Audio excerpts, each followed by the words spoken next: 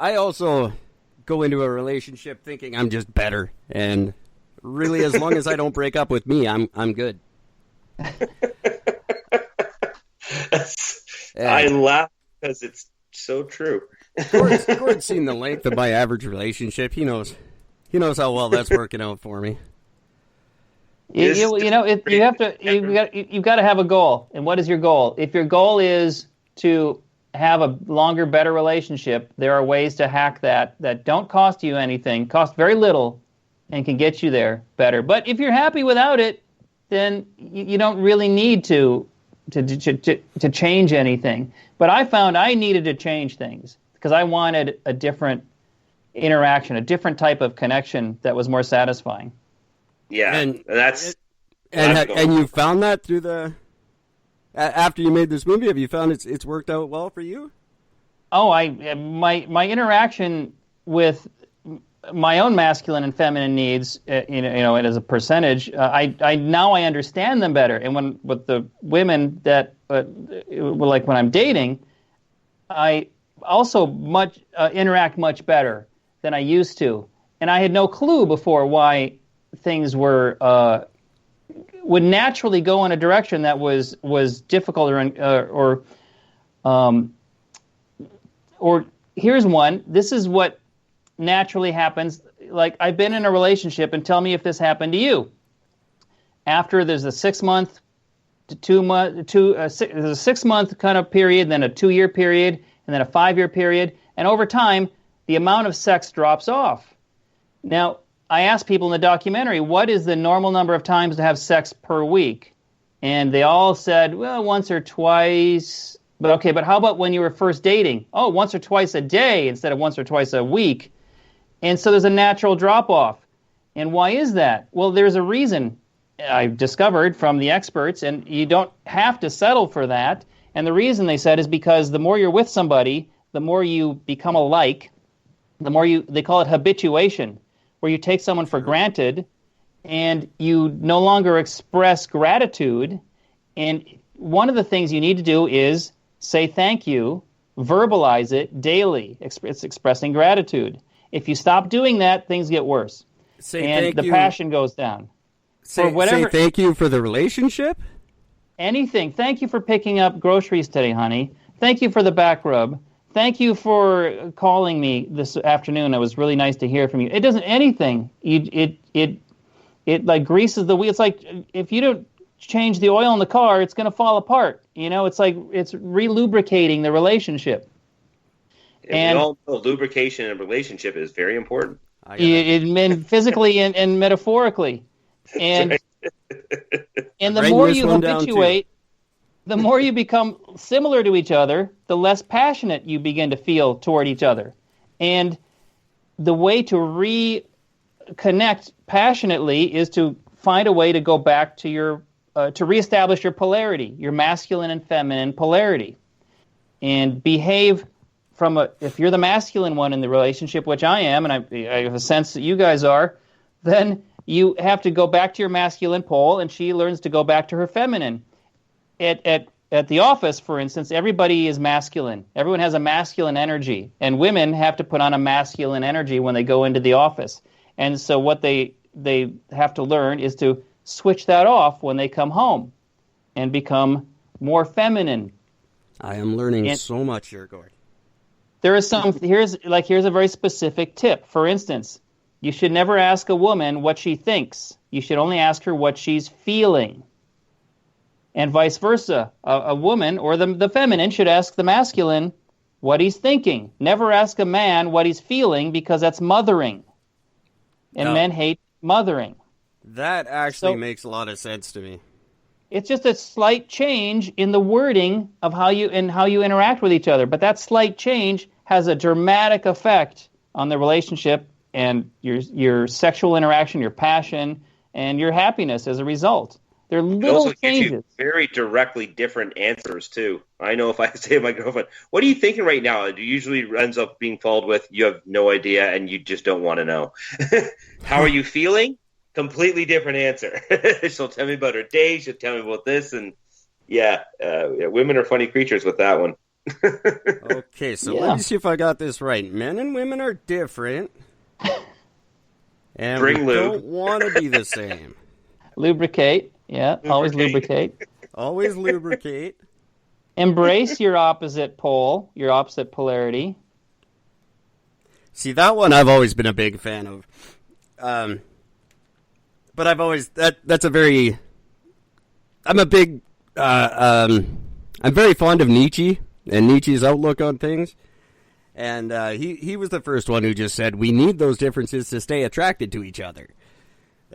Equality doesn't work. Now, he was coming from a more misogynist point of view than I like, but I agree with the idea that we need to be different.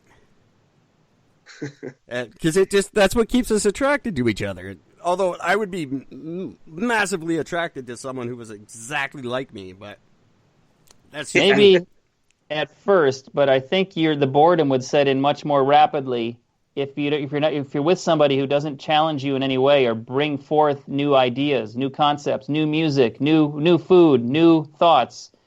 That's why Eric has me. That's true. We would actually be a phenomenal couple. There's a few. We would be an amazing couple. A few physiological things that would get in the way, and there's the whole geography thing. Because I'm not moving to Ontario, but a lot of signs. Eric and I have actually openly discussed this a few times on this show. But if we were gay, we would be the happiest, gayest couple in the world. We would rock the relationship. But just one little problem, yeah. Just one problem. I think in almost all aspects of life, my life would be a lot easier if I could be gay. There's a lot of times I'm just completely disappointed that I'm not. Well, whatever you are, that's another lesson that the experts had for me, is that the secret to happiness is acceptance of yourself for who and what you are, and your partner for who and what they are, because 70% of relationship problems are never solved because people don't change. So the solution is to acknowledge it and accept it and move on. Yeah, absolutely. No. I've very long time ago, hence the God complex I usually end up having. So what am I going to say? and as I've always said, I don't have a God complex. He has an Eric complex. Well, guys, I could pretty much do this all night because I find everything you're saying absolutely fascinating, but I'm sure you guys have better things to do, and I know Gord's getting tired. Yeah, Gord has to be up in 5 hours. So, yeah. Well, you guys are fun. You guys are blast to talk to. Maybe after you, if you want, we could check in 6 months and see if you did any experiments with these relationship tips, and let's see if it had any effect. Oh, absolutely. That's an excellent idea because you said is something I need. I am literally directly working on. Every single point you made are things that we are doing and applying to our relationship. So I'd love to get back together and talk about this again and see how much I've screwed it up. And I'm just sort of embarking on kind of a new relationship, so maybe I can actually try something different this time. Yeah, I gave my nephew that advice about stop asking women what they're thinking and talking about politics. Just ask her what she's feeling and then shut up. And it just changed everything. It's the easiest thing in the world, but yet we struggle with it so much as men. It's the second easiest thing in the world. Second easiest thing. Oh, that's so good. Yeah, love to hear what happens with your experiments. Absolutely. We'd love to have you back for sometime in August, and we'll see how it goes. Yeah, I'll let you know what kind of muskie I picked up this summer when I go fishing. We'll absolutely. Yeah, get some pictures. That'd be great. You guys should go together. Anytime. Love to go fishing with any chance I get. Oh, awesome. Definitely. I am definitely up for that. I know of a couple of great little places to hit, so we have some real fun with that. All right. Well, let's listen. We're friends now, so stay in touch. Absolutely. So once again, just for everybody listening, it's the truthaboutmarriage.com. That's right. Yeah, and check it out. Check out the documentary and the book, but only if you want to be happier. If you're fine being miserable, don't worry about it. If you like an unhappy wife, ignore this. Yes. See, again, I got to think about it. Have you ever seen him this changed? Have I? I'm sorry? I was asking Gord, have you ever seen him? He's a changed man. He's changing before our eyes. Well, Gord again, always wants to get better. Yeah. He might be writing this stuff down, but I don't know how much will actually apply. That's why we'll check back. I want to hear the results. I'm looking forward to it. I'm interested to know, too. I'm not sure if I can get better. I don't know how you improve on perfection. So. Well, I love you, my friend. That's so good. That I accept me very, very well. If my better half could just accept that I'm right, relationships would go a lot more smoothly. Maybe she will if you shut up and just listen to her. Yes. Well, as you know, Gord, we still have the problem of calling each other, so. Yeah, no. I'm just before we go, just to let Roger know what's going on. I'm in a long distance relationship. She feels that I should call all the time. I should be making the calls. I should be setting up the Skype dates. I should be doing, and she won't call me if I don't. I, on the other hand, don't like to play that game, and I just sit here and go, okay, the phone works both ways. So we've been for about a year now just at this stalemate where we don't communicate well at all. I was going to say... It's toxic. It's not healthy. It's not helping anything. And I could really just solve the problem by picking up the phone and calling every night. But I still don't. Well, you need motivation. I'm starting to think I could be the problem. Eric is officially going to walk past the mirror, and instead of falling in love, he might start questioning things. Well, we'll see. I've got a lot to think about now, and I haven't even watched the movie yet. So, let's make a plan to do that, Gord, and absolutely get together and see how it goes. I'm ordering. This has been a lot of fun. I'm sorry I wasn't more prepared, and I'm completely fascinated. I could do this every night with you guys. Well, I look forward to chatting again with you guys in August with a follow-up. Let's do it. Absolutely. Oh, absolutely. I'm getting my copy of the book and the movie. I will be getting both of those, and my girlfriend is going to literally shit her pants when she hears everything you said. This is going to be great. I want to hear. Yeah, I want to hear from her. That sounds awesome. And I am able to officiate your wedding now, officially. I officially can. That's right. All the documentation came in today, so I am officially Reverend Eric Hunt.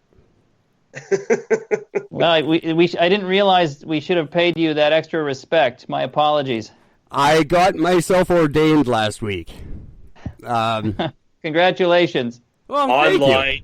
It's what did that cost you? $5? $8.99. But it's $29.99 for my full minister kit, where I get the shirt with the white collar, the whole bit, and a parking pass. I think you can stop paying taxes now. It comes with a guide on your taxes filing and which I haven't looked at it yet, but I'm going to be ordering Eric. There's definitely some loopholes there. I want to get the full kit. I just want to see him with the collar. It's coming in the mail. I ordered it today. I've got the shirt with the collar coming. I've got parking passes. I've got a bunch of wedding certificates. They sent me a whole package for. I can do baptisms now. Baptisms, weddings, and you're ready for Halloween. Absolutely. And I take it about as seriously as I do Halloween. So this was a plan to get. Have you ever heard of Coach Dave? No. He's a YouTube. Well, he's actually quite a influential guy on YouTube. He's a very hardcore. Writing it down, Coach Dave. Coach Dave Daubenmeyer, and he runs the what are they called? The Salt and Light Brigade. and he fucking wants to sue the NFL for $800 trillion.